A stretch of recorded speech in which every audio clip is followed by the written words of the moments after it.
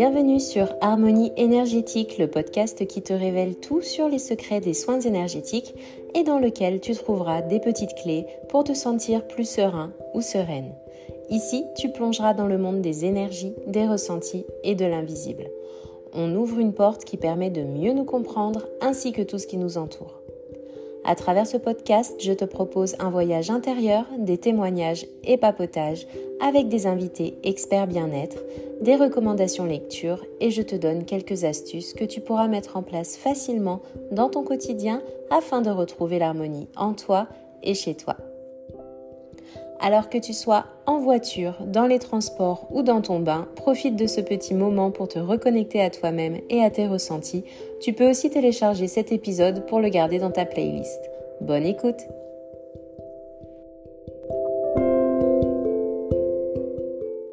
Alors aujourd'hui, on va vous parler tendance déco pour nos maisons et plus précisément comment allier ces tendances au bien-être en général chez soi. Donc pour ça, on reçoit une experte dans le domaine, Éléonore. Bonjour. Bonjour. Comment vas-tu? Très bien, merci. Merci de me recevoir. Eh bien, merci à toi en tout cas. Alors toi, t'es pas là par hasard. En tout cas, je parle beaucoup des soins énergétiques qu'on effectue sur les habitats, de comment aussi aménager son chez-soi pour que l'énergie soit vraiment qu'elle passe tout simplement, qu'il n'y ait pas de blocage ou d'énergie négative stagnante.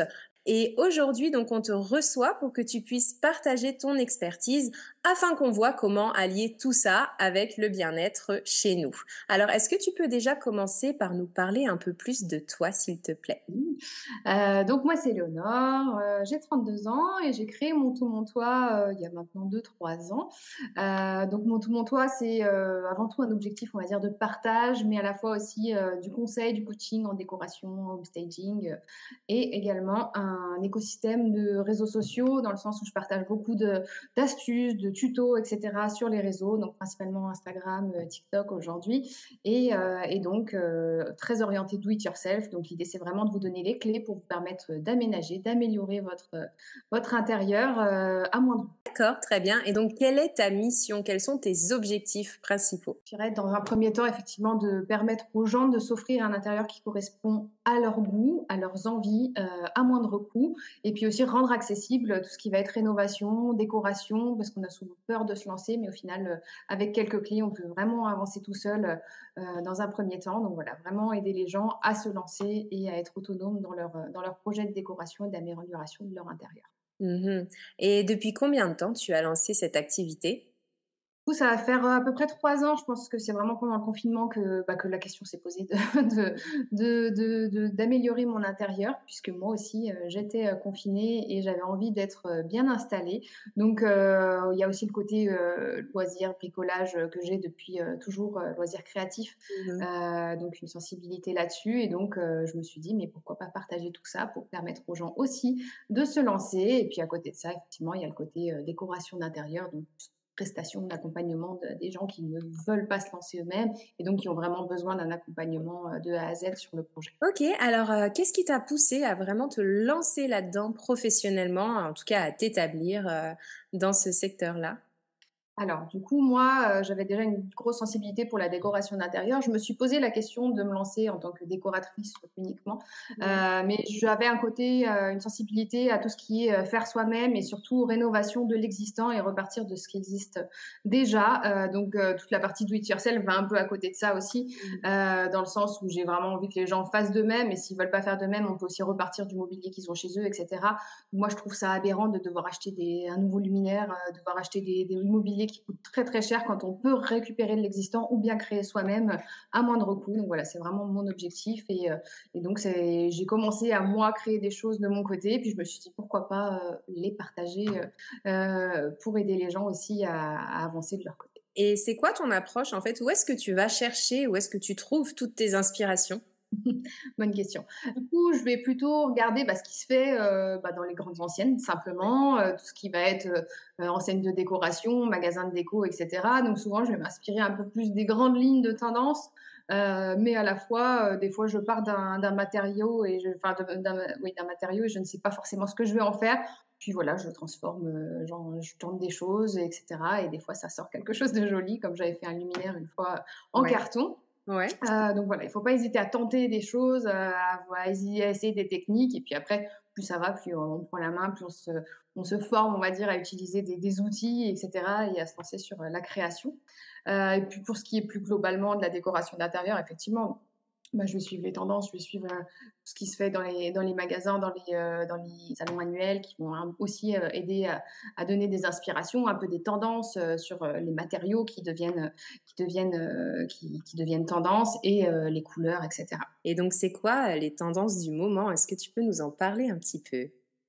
Alors, il y a les Mhm. tendances et il y a aussi moi ce que j'aime, parce que Ouais. forcément ça influence aussi mes projets. Donc c'est vrai qu'il y a peut-être des personnes qui vont, aimer beaucoup les projets très colorés, très, avec des matériaux qui sont brillants, des choses comme ça, qui vont pas forcément être mon univers. Donc il faut aussi, avoir le côté tendance, mais à la fois aussi avoir se reconnaître, on va dire, dans le travail d'une personne si on se fait accompagner donc de la décoratrice. Moi, j'ai plutôt un univers qui est relativement neutre avec des matériaux plutôt naturels, des couleurs, clair, quelque chose de léger, plutôt minimaliste, on va dire. Mhm. Et donc, tes clients, quand ils viennent vers toi, qu'est-ce qu'ils recherchent principalement? Généralement, ça va être de se faire conseiller pour avoir quelque chose d'harmonieux parce que les gens qui sont pas forcément sensibles à la décoration vont avoir besoin d'avoir un genre de ligne directrice dans leur projet pour se dire: «Voilà, tu focalises sur ces teintes-là, sur ce type de matériaux-là et ensuite après tu peux avancer tout seul sur ta décoration». Donc là, on peut avoir aussi juste du conseil en déco et ne pas forcément faire le projet. Les gens après sont libres d'avancer dessus ou bien après, faire le projet déco avec eux. Et généralement, ça va être vraiment de les cadrer parce qu'ils ont tendance à les gens qui ne sont pas sensibles à la décoration et c'est normal, ont tendance à Partir flasher dans sur tous un les objet en sens. magasin, à Ouais. l'acheter et en fait, il n'a rien à voir avec le reste de la décoration et donc voilà, essayer d'avoir quelque chose d'harmonieux et de leur faire comprendre que le tout fera quelque chose de joli et qu'il faut essayer d'éviter de trop s'éparpiller pour pas avoir quelque chose, de déconnecté. Oui, tout à fait, d'accord. Et donc, quels conseils, quelles astuces tu leur donnes à ces personnes-là afin d'harmoniser leur logement? Bah, généralement, ce qu'on va faire, c'est qu'on va essayer de faire des planches d'ambiance ou des planches D'accord. tendance où on va établir justement les couleurs qui iront bien, donc une déclinaison, un camailleux de couleurs qui sera cohérent et avec ça, les matériaux, vers lesquels s'orienter, du bois, du rotin et cetera, si on veut quelque chose de naturel ou d'autres matériaux selon vraiment l'esprit et l'univers qui est recherché dans la pièce. OK, et du coup, est-ce que tu aurais un dernier petit conseil, à nous donner par rapport à ça, à comment harmoniser, notre logement si on a tendance à partir un peu dans dans tous les Dans tous sens? les sens, oui. Je dirais aussi d'essayer de penser, astucieux, mais aussi esthétique à la fois, mais surtout astucieux dans le sens où l'idée, c'est pas forcément d'avoir un intérieur qui est très beau, mais qui ne soit pas fonctionnel. Donc vraiment penser fonctionnel aussi, notamment sur les petits espaces. Penser à comment on va circuler dans la pièce, pour rendre le plus fonctionnel et confortable, l'espace possible. Et alors, est-ce que tu peux nous parler un petit peu maintenant de tendances minimalistes? Parce que toi, dans ton travail, du coup, ça rejoint aussi, cette tendance-là d'une certaine manière, de garder que le principal, mais aussi de réutiliser ce qu'on a pour éviter de trop consommer ou de trop gaspiller, éviter aussi d'être trop encombré chez soi. Donc est-ce que tu pourrais nous en parler un petit peu plus, en détail? Toi, comment tu l'appliques ce minimalisme? Donc oui, oui, le minimalisme, c'est quelque chose qui me tient à cœur, moi, de mon côté, parce que, c'est quelque chose que je m'applique à moi-même déjà. J'ai vraiment, je ressens le besoin d'avoir, le moins d'accumulation possible parce que c'est à la fois une tendance, mais c'est aussi, on va dire, un mode de vie. On dit toujours, «Less is more», ça dit tout en fait. On peut se sentir mieux dans un endroit où il y a moins de choses. Donc Mmh. l'accumulation, ça peut plutôt venir nous brouiller et nous surcharger d'informations. Donc moi, j'ai plutôt tendance à me demander est-ce que cet objet a de l'importance? Est-ce que cet objet n'a pas d'importance? Et donc de libérer, on va dire, l'espace et de pas trop surcharger d'informations, l'intérieur. Ouais, d'accord, et ça, c'est souvent un exercice qui est assez difficile chez certaines personnes de se poser la question: «Est-ce que ça a de l'importance, ou pas?» et d'arriver même à se détacher de certaines choses qui font comme partie du décor, mais dont on ne se sert absolument jamais. On va y aller par étapes. On va désencombrer pour commencer. Donc vraiment se dire, est-ce que j'ai besoin de ça? Est-ce que j'ai besoin de ça? Et en fait, le refaire à plusieurs reprises, donc en plusieurs étapes. On va pas vider la maison et se dire, OK, je me sens mieux. Ça marchera pas. C'est plutôt l'inverse. C'est plutôt, voilà, je fais une première passe dans une pièce, par exemple. Je vais désencombrer en me disant, est-ce que cet objet, je souhaite le conserver ou pas? Est-ce que j'ai une réelle utilité? Est-ce qu'il est là? Il prend la poussière depuis des années, comme le vase que j'ai acheté il y a 10 ans et dont je me Ouais. sers jamais. Enfin voilà, c'est vraiment par étapes. OK, ça a un impact un peu moins difficile à vivre, on va C'est dire. ça. En tout cas, pour Mmh. certaines personnes, c'est sûr qu'il faut toujours mieux y aller petit à petit. Et c'est vrai que l'accumulation de certains objets, en tout cas, je le vois en radiesthésie dans certains endroits qu'on nettoie énergétiquement. Si la personne a tendance à avoir gardé une pile de livres accumulés au même endroit, mais des vieux bouquins dont elle se sert jamais, ou justement des objets, des vieux DVD, vraiment des choses qui stagnent, les énergies, elles vont justement rester là et stagner. Et c'est ça souvent qu'il va falloir nettoyer. Alors on peut le faire énergétiquement, mais c'est sûr que c'est aussi tout à fait facile et faisable de le faire soi-même en clarifiant un petit peu tout ce qu'on a chez soi et en décidant je garde, je ne garde pas, et donc en faisant de la place. Et puis ça ramène de la clarté, ça ramène de la lumière aussi chez nous. Et puis ce que je peux ajouter aussi sur ce point-là, c'est que, enfin, des fois, on peut partir de certaines maisons où c'est vraiment très, très encombré, où il y a des personnes qui ont des tendances à conserver des choses et qui ont du mal à s'en séparer. C'est pas forcément le travail d'une décoratrice, mais ça peut être le travail de home organizer qui vont vraiment intervenir chez vous avec une démarche pédagogique dans le sens où ils vont vous aider à vous séparer des objets, à faire le tri étape par étape, sans que ce soit quelque chose qui soit trop brusquant, on va dire, pour les personnes qui le font. Mais quelle que soit la démarche qui est adoptée, on se sent forcément plus léger à la fin de l'exercice et on a encore plus envie aussi de conserver après une maison qui est ordonnée puisqu'on a fait cet effort de rangement et d'organisation. Ouais, c'est vrai. Et puis ça peut paraître anodin, mais quand on regarde la fréquence vibratoire d'un lieu, par exemple, si on le calcule avant d'avoir rangé, avant d'avoir fait un bon ménage et après, on voit même que il se peut parfois que le taux vibratoire est comme augmenté. Donc ça montre vraiment que énergétiquement aussi, ça a quand même un impact. Mmh. Donc c'est important de pouvoir en prendre conscience. Toi, est-ce que tu le ressens? Est-ce que tu as quelque chose à nous partager là-dessus?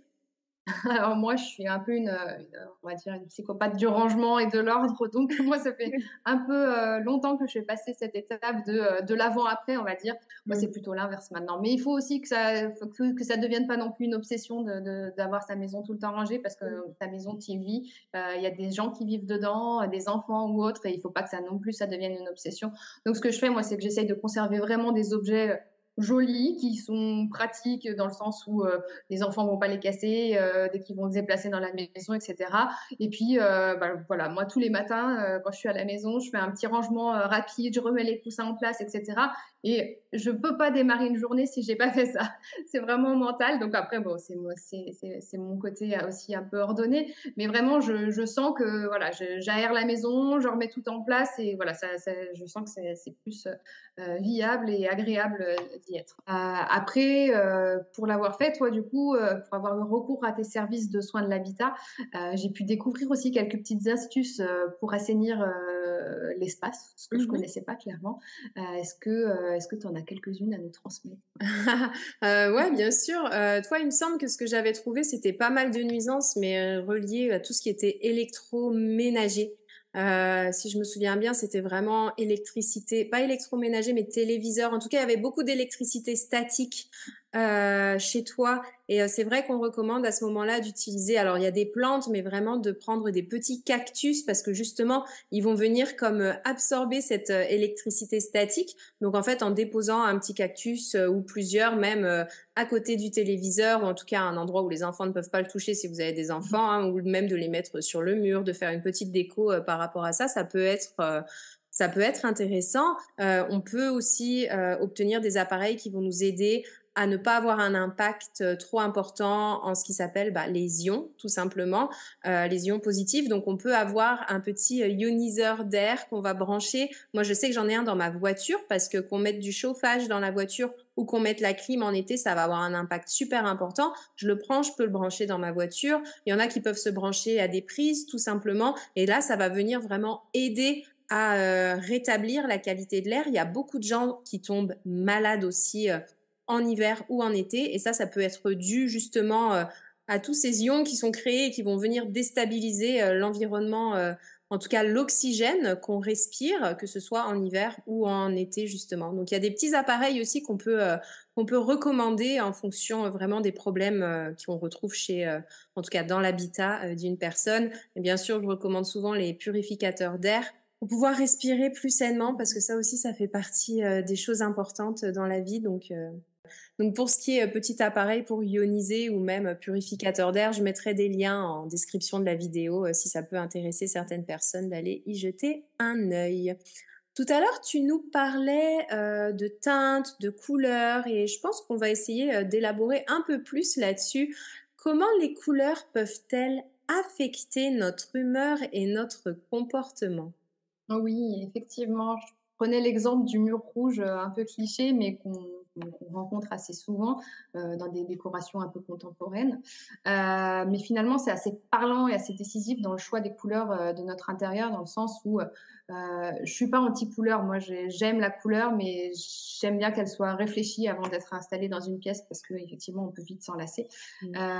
Mais il faut savoir choisir les bonnes teintes et les associer correctement, dans un ensemble de décoration. Il y a des teintes, par exemple, qui sont déconseillées pour certaines pièces, puisqu'elles vont avoir un impact sur notre ressenti, enfin, comment on va se sentir dans cette pièce, et elles vont un peu répercuter sur notre comportement. Par exemple, on a tendance à dire que les couleurs chaudes et vives, comme le rouge dont je parlais juste avant, le orange, ça va plutôt avoir tendance à stimuler les émotions et à exciter. Donc on les déconseille par exemple dans une chambre d'enfant où on optera plutôt pour des déclinaisons douces de pastel par exemple, ou des couleurs plus froides dans des tons bleus, verts qui sont plutôt, elles, associées au calme et à la tranquillité. On va dire que le tout, c'est de doser correctement. On peut très bien partir sur un thème de déco rosé qui est finalement une couleur chaude, mais si on choisit un rose beige, plutôt une teinte nude, comme ça se fait beaucoup en ce moment, ça se rapproche plutôt de teintes naturelles et on obtiendra un effet beaucoup plus doux qu'un rose bonbon un peu pétant, comme on le faisait dans les années passées. Mmh. On va dire que tout dépend de la pièce qu'on aménage déjà pour commencer. Si on aime la couleur, il est bien de se renseigner justement sur les impacts de cette couleur sur notre humeur, etc. Par exemple, le jaune, il va raviver l'espace. On a tendance à dire qu'il va booster le moral et être un peu inspirant dans le sens où il va inspirer confiance aux habitants. Le vert, on l'associe plutôt à de la fraîcheur, le noir à l'audace, mystère, force, etc. Donc on va vraiment venir insuffler un caractère à la pièce avec le choix de couleurs qu'on va faire. Donc l'intérêt, c'est vraiment de se renseigner avant sur quelles sont, on va dire, les vertus et les impacts de la couleur sur les personnes qui seront dans la pièce, et donc de l'associer à la pièce qui ira bien. On peut par exemple se dire du jaune, ça stimule, et ben on peut peut-être le mettre dans un bureau où on sait que ça va être une pièce où on travaille, où on va pas dormir et se reposer, etc. Donc qui sera propice à travailler et à être et inspirer confiance et stimulation, réflexion, etc. Ouais, tout à fait. Et là, on vient de parler couleur, mais du coup, couleur visuelle, on va aussi parler de lumière. Comment la lumière, elle peut nous infecter, j'allais dire. Comment la lumière peut nous impacter, pardon, dans notre quotidien et en tout cas sur notre humeur ou notre santé mentale. Oui, alors, la lumière, c'est un des éléments aussi de décoration, hein, dont on parle, régulièrement dans les projets. Il faut savoir que le corps, il a besoin de lumière pour fonctionner, hein. Sans rentrer dans des explications, scientifiques, la lumière, elle permet de produire une substance qui permet de réguler notre corps. Par exemple, dans des conditions de faible luminosité, on va plutôt avoir moins de mélatonine qui est produite et donc, créer un peu un déséquilibre dans notre corps. Un haut niveau de mélatonine, à l'inverse, implique un faible niveau de sérotonine et donc un sentiment de déprime et de somnolence.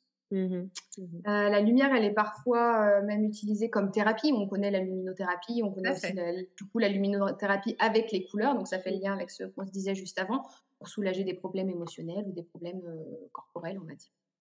Donc il y a des moyens d'optimiser aussi cette lumière, pour créer des effets de lumière naturelle. Donc installer des miroirs qui vont refléter, une petite source de lumière qu'on a dans un coin de la pièce, des réflecteurs de lumière qui vont se placer, devant les fenêtres et donc qui vont faire rentrer le principe, c'est que c'est comme un miroir qui est installé devant la fenêtre. Les rayons du soleil se répercutent dessus et vont projeter les rayons à l'intérieur de la pièce. si on n'a pas une arrivée des rayons du soleil directement. Ouais. Voilà, il est aussi recommandé d'utiliser des ampoules à spectre complet, donc qui vont plus imiter en fait une diffusion de lumière naturelle. Mmh. Donc il y a plusieurs facteurs, on va dire, qui peuvent influencer le bien-être dans le logement. Donc tout l'aspect énergie, il n'est pas forcément connu, donc je trouve ça super intéressant d'en parler avec toi. Mais voilà, il y a aussi plusieurs éléments dont il faut tenir compte pour pouvoir se sentir bien déjà en termes de décoration et d'aménagement. Ouais, absolument. Alors toi, tu visites beaucoup de brocantes, et tu visites également beaucoup de maisons, j'imagine. Est-ce qu'il y a parfois des objets ou des lieux qui t'ont, plus attiré et d'autres, au contraire, qui t'ont vraiment, repoussé, où tu as senti ce sentiment, Mmh. de pas te sentir bien, en fait, un sentiment de mal-être, tout Tout à simplement? fait, ouais. Ouais? Oui, effectivement, j'adore, aller dans des brocantes, chiner des objets, les rénover et cetera. J'ai aussi l'occasion du coup de me rendre dans beaucoup de lieux, dans beaucoup d'habitations. Je pense qu'il faut avec le temps, j'ai peut-être, appris à écouter, et à ressentir, on va dire, si je me sentais bien ou pas dans une pièce et à essayer de déterminer pourquoi. J'ai une petite anecdote d'ailleurs quand on avait visité des maisons, avec mon conjoint il y a quelques années. On ne saurait pas forcément l'expliquer, mais on a vraiment ressenti la même chose tous les 2. On avait trouvé une maison d'une cinquantaine d'années dans le périmètre qu'on visait, donc ça cochait toutes les cases jusque-là. Budget abordable, quelques travaux à prévoir, grand terrain, enfin bref, tout ce qu'on cherchait. C'était assez prometteur sur le papier, mais alors quand on est arrivé dans la maison, on a senti tous les deux un genre d'oppression qui a fait qu'on s'est vite sentis tous les deux plutôt mal à l'aise. On avait juste une envie, c'était de ressortir de la maison, respirer dehors. Donc c'était un agent qui nous avait fait visiter cette maison. Il nous avait pas donné plus de détails que ça, mais en tout cas les personnes qui étaient dedans, ça faisait quelques mois qu'elles étaient dedans et elles revendaient déjà. On sentait vraiment, enfin, qu'il y avait quelque chose de bizarre dans ces murs. Donc voilà, la maison en soi, elle aurait pu totalement répondre à nos critères en termes de superficie, d'exposition, bref. Mais vraiment, l'énergie, enfin le ressenti qu'on a eu, qui se dégageait, ça nous a vraiment fait fuir.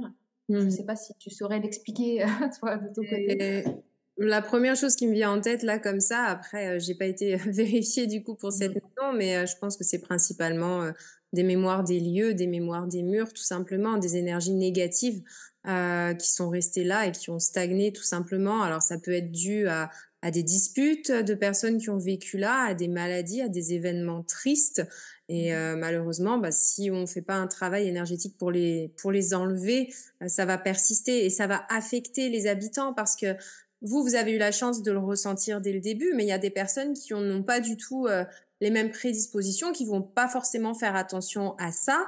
Et ben, une fois qu'elles auront emménagé, les choses, elles vont commencer à devenir un peu compliquées. On va se sentir fatigué, il va y avoir des disputes qui vont se générer, on va même pas comprendre pourquoi.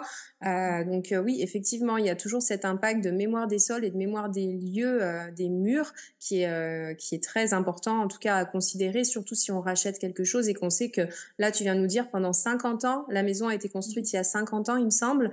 Mmh. En Ouais. 50 ans, il s'en passe des choses. Et il y en a des gens qui ont probablement vécu dans cette maison. Mmh mh. Donc effectivement, c'est des mémoires, des choses qui sont super importantes à dégager et à nettoyer. Et souvent, une fois qu'on a fait ce travail, et ben après, les choses, elles rentrent dans l'ordre.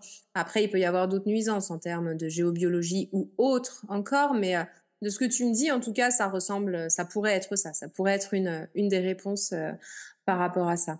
Et on peut retrouver aussi ce genre de ressenti avec certains objets. Tu visites beaucoup de brocantes. Alors, est-ce que ça t'arrive des fois de voir des choses qui te répulsent un petit Ah peu? clairement. Ouais. Clairement, ça me fait vraiment penser à je chine beaucoup avec, une de mes amies et tu vois le genre de vieux berceau, qu'on voyait, enfin, dans les années Oui, 1900, je pense, bah, du coup, que oui. tu peux trouver, en brocante, ça enfin, toutes les 2 à chaque fois, ça nous fait vraiment penser film d'horreur, Ouais. clairement, hein. Quand on voit ça, tu te dis: «Mais qui achète ça?» Enfin, il y a des choses où enfin, après, c'est peut-être l'image qu'on en donne aussi dans les films, justement, d'horreur, des choses, autres, mais c'est vrai qu'il y a des objets où quand tu regardes, tu te dis: «Mais waouh, pourquoi?» Ouais. Pourquoi j'achèterais ça? Pourquoi et puis aussi qui enfin, qui quelque part te repousse, parce que c'est pas ton style, mais à la fois aussi tu peux attacher des significations à certains objets où du coup tu te dis: «Mais je n'achèterai jamais ça, quoi». Donc oui, après on peut par contre acheter des objets et leur donner une seconde vie, les relooker, c'est aussi un peu le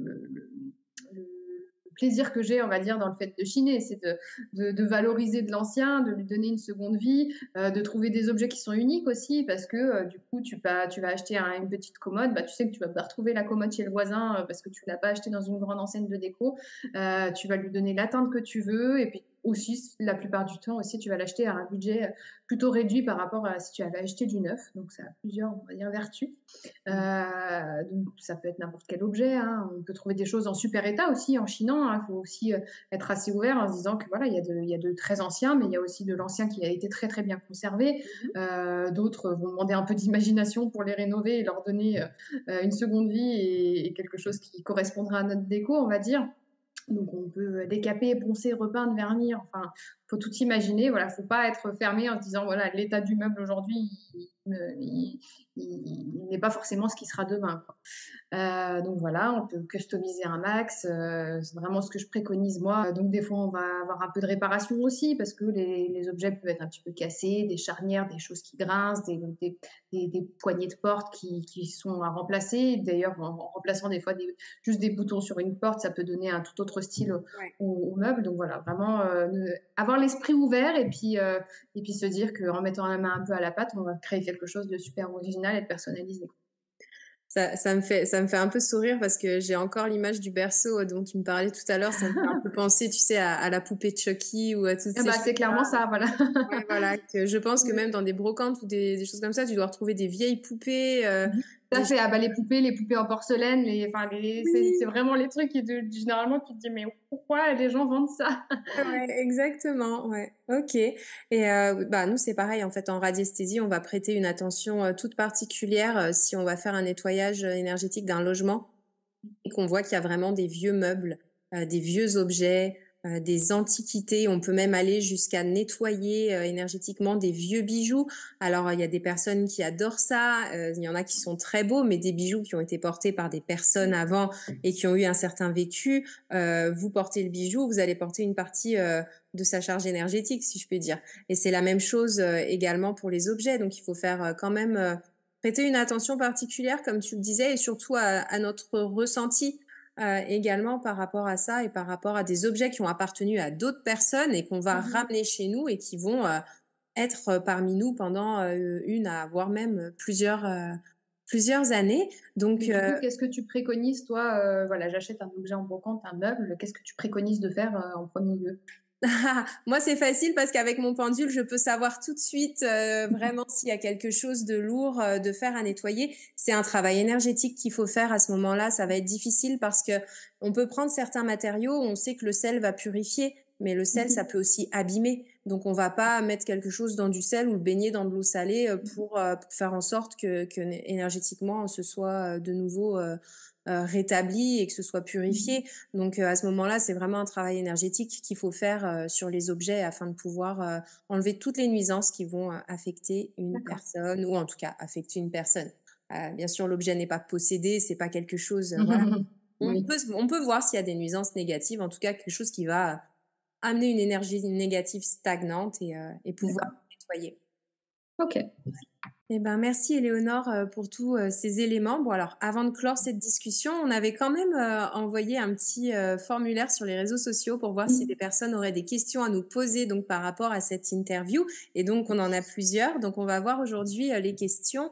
Alors, on a une question de Lisa qui nous demande, dans la chambre d'un enfant, doit-on orienter le lit ou la tête d'une certaine façon? Ok, je pense que là, on fait allusion à orienter la tête du côté nord, il me semble, pour avoir un meilleur sommeil. Est-ce qu'il y a quelque chose que tu veux dire là-dessus? Pas particulièrement, non. Ce côté nord, sud, je sais que ça relève un peu de tout ce qui est feng shui, organisation de l'espace, mais Exactement. pour le coup, je suis pas trop calée là-dedans, donc je vais te laisser Ouais. répondre. Moi, je vais essayer d'y répondre. En tout cas, pour Lisa, alors ça dépend. Ça dépend de plusieurs facteurs. Ouais, on dit souvent qu'il faut que la tête soit orientée donc vers le nord, mais il y a plusieurs facteurs qui vont définir aussi si c'est bon ou pas de le faire. La première chose, ça va être déjà la disposition de la chambre. Je sais que dans certaines chambres, eh ben, il y a la fenêtre à cet endroit-là. On va pas mettre un lit en dessous de la fenêtre. Ou alors, il va y avoir une grande garde-robe intégrée aussi du côté nord qui fait qu'on peut pas forcément arranger le lit de cette manière. Donc niveau disposition de la pièce, c'est pas toujours facile. Et il y a bien d'autres nuisances qu'il faut prendre en compte, en fait, avant de se dire si on va orienter la tête vers le côté nord, si on peut le faire. Par exemple, il y a des réseaux telluriques, s'ils sont hyper nuisibles et qu'en fait, ils se trouvent juste à l'emplacement du lit, là où il aurait été bien d'être mis parce que c'est du côté nord, et ben ce sera pas une bonne idée de le faire parce qu'à ce moment-là, il faudra travailler sur ces réseaux telluriques et il va falloir faire en sorte que tout soit bien dégagé pour que ça fonctionne. Donc oui et non, c'est pas toujours une bonne chose. En tout cas, c'est pas toujours une nécessité et il faudra faire attention à d'autres choses. Par exemple, s'il y a un miroir juste devant le lit, c'est pas bon non plus parce qu'il y a beaucoup d'énergie du coup qui vont être véhiculées et qui vont peut-être nous empêcher aussi de dormir. Donc, si on peut mettre la tête, en tout cas du lit, du côté nord, oui, mais sinon, c'est pas vraiment un impact hyper négatif. Ça n'aura pas quelque chose, vraiment des grosses répercussions sur la personne qui va dormir à cet endroit. Voilà. Question numéro 2. Les jouets sont-ils porteurs d'énergie? Alors, jouets pour enfants, par exemple.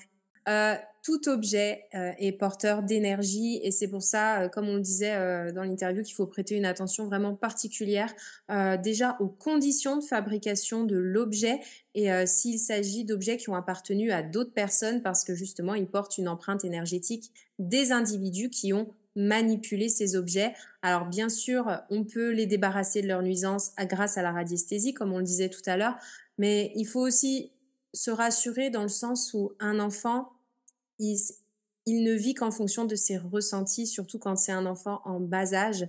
Et s'il y a un objet qui va avoir certaines nuisances ou quelque chose de négatif, l'enfant, il ne va tout simplement pas forcément jouer avec ou il ne va pas être attiré par cet objet. Donc après, on peut se poser la question et c'est bien de la poser, mais il faut pas non plus trop s'inquiéter là-dessus en se disant mon Dieu, il faut faire nettoyer tous les jouets des enfants, j'ai acheté ça, on m'a donné ça, etc. Ça a appartenu à un tel.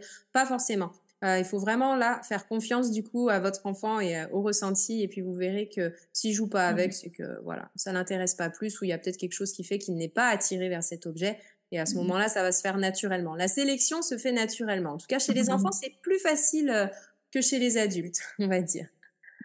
Voilà. Pour la troisième question, on a Audrey qui nous dit coucou, je me demande souvent comment parfumer ma maison sainement. Avez-vous des astuces saines niveau santé et niveau énergie? Effectivement, oui, les bougies, enfin tout ce qui va être, on va dire, parfum d'intérieur, de quelque sorte que ce soit, c'est pas quelque chose de naturel, c'est quelque chose qu'on vient ajouter au final à notre intérieur. Donc ça va plus être, voilà, ça sent bon, c'est cool, mais à la fois, ça a des impacts aussi sur la santé des habitants. Donc il faut vraiment en tenir compte, notamment quand on a des jeunes enfants dans la pièce, par exemple, on va vraiment, éviter d'utiliser tout ce qui va être même parfum de synthèse, Ouais. parfum d'intérieur et cetera, qui ont vraiment un impact sur la qualité de l'air. Donc, tu parlais tout à l'heure de purificateur d'air. Effectivement, on en a un à la maison. On a fait le test à plusieurs reprises de brûler des bougies parfumées, d'utiliser du parfum. Et en fait, la qualité de l'air, Ouais. elle baisse à une vitesse énorme. Et vraiment, voilà. Donc, on va préconiser plutôt d'utiliser des produits vraiment naturels et puis aussi de mesurer l'impact qu'ils peuvent avoir sur l'air intérieur et sur la santé des personnes. Ouais, exactement. Ouais, si je peux rajouter aussi, alors en ce qui concerne les bougies parfumées, du coup, je ne sais pas s'il y a vraiment des marques qui font en sorte que ce ne soit pas nocif. Pour ce qui est de purifier, en tout cas, son chez-soi, bon, il y a la sauge, mais alors la sauge, c'est prouvé scientifiquement que ça nettoie et que ça va tuer les bactéries qui sont dans l'air. Donc ça peut déjà aider. Après, il faut quand même aimer parce que l'odeur est particulière. Quand on l'utilise, il y a une manière de le faire et il va bien falloir aérer Oui. après et pas rester dans cette ambiance de fumée de sauge. Voilà, c'est pas non plus très très bon. Il y a aussi l'encens, mais alors là, il va falloir faire attention à certaines marques d'encens. Moi, j'utilise le Nag Champa, c'est tout ce que j'ai, mais c'est pareil. Je vais le faire brûler dans une pièce et je vais tout fermer. Et une fois qu'il a fini de brûler, je vais tout ouvrir et aérer encore derrière. Et vraiment, sinon, ce que je recommande, ce qu'il y a de plus doux, c'est le Palo Santo. Ça se brûle, mais ça s'éteint aussi assez rapidement. Donc, ça va juste diffuser une odeur. Et puis, je trouve que l'odeur, elle est réconfortante. En tout cas, moi, j'aime beaucoup. Ce que je recommande le plus, à la limite, entre les trois options que je viens de donner, ce serait plutôt le Palo Santo. Et après, si c'est vraiment pour camoufler des odeurs, faut pas les camoufler, il faut juste aérer ou utiliser un purificateur d'air, comme on l'a mentionné plusieurs fois. C'est plus sain, on va dire. Voilà, donc on a fini pour les petites questions qu'on avait par rapport à ça. Merci beaucoup, Éléonore, de nous avoir rejoints pour cette toute première Merci à interview. Je toi. crois que c'est ton tout premier podcast ou ta toute Oui, tout à première fait, ouais, vidéo effectivement. aussi. Donc, on te découvre Ouais. maintenant sur un tout nouveau format. Si vous êtes intéressé par les services d'Éléonore, parce qu'elle fait en général, moi, je vous mettrai tous les liens de son site internet, de ses réseaux sociaux dans la description. Comme ça, vous pourrez y avoir accès. Je pense que je vais quand même mettre aussi les liens de tous les petits appareils qu'on a mentionnés Mhm. pour améliorer la qualité de l'air en général et tout ça, si ça peut aider certaines personnes et si elles en ressentent le besoin. Donc, elles pourront retrouver tous ces liens dans les descriptions de cette vidéo ou dans les notes du podcast, tout simplement. Voilà. Alors, Éléonore, écoute, on te remercie pour ton temps. Merci beaucoup pour toutes ces informations qui ont été super utiles. Et puis, eh bien, on se retrouve très, très bientôt pour un prochain podcast d'harmonie énergétique. Merci.